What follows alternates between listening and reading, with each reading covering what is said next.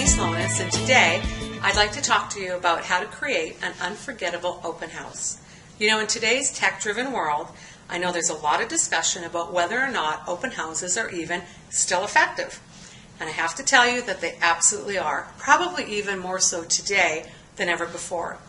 If you are a promoter or a supporter, you need to be doing open houses. If you are a controller or an analytical person, maybe you feel that open houses aren't right for you, but I can tell you that open houses sell houses. There's no doubt about it.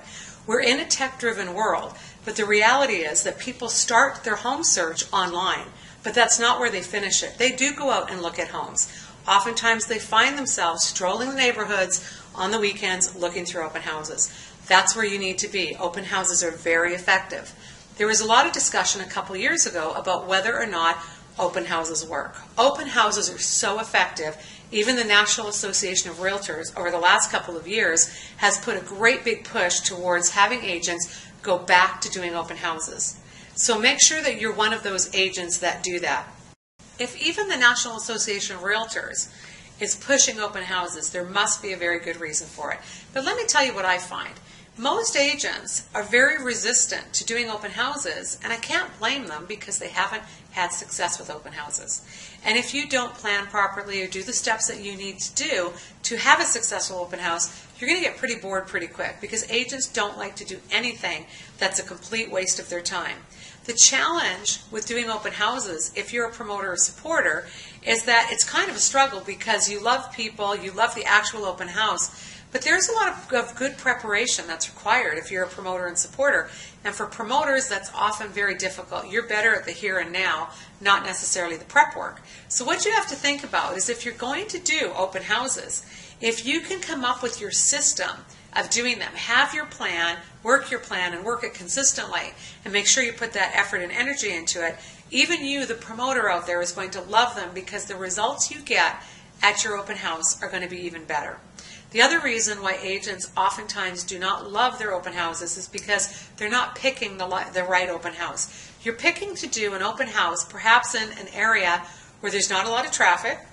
Perhaps you're picking to do an open house that's overpriced. Overpriced open houses don't attract a lot of potential buyers. If it's overpriced, it's overpriced. Whether it's overpriced online or offline or in an open house ad, people aren't going to be rushing to that open house or to that home. So that's why it's so important that if you're going to be doing open houses, you've got to learn the steps it takes to do them right. The planning it requires, the picking of the right open house, learn the things that you need to do to have a successful open house. But open houses are still one of the very best lead generation systems in real estate to get you face-to-face with potential clients. The other thing you have to remember is not only are buyers going into open houses, you also have sellers, potential sellers, neighbors. If you are, for example, holding an open house in your geographical farming area, what a great opportunity to meet those neighbors. So do not think for one moment that open houses are just about meeting buyers. In fact, many agents meet their next seller at their open house. The other thing that I want you to think about is I want you to think about getting yourself really prepared to do an open house. The reason that most agents don't like them is because they don't know what to do before, during, or after the open house to make them successful. What we've done is we've created an open house checklist tool, and that tool will show you how to do all those things. If you're prepared, if you've got your checklist, and you can make sure that you drive traffic to the open house, you'll begin loving your open houses again.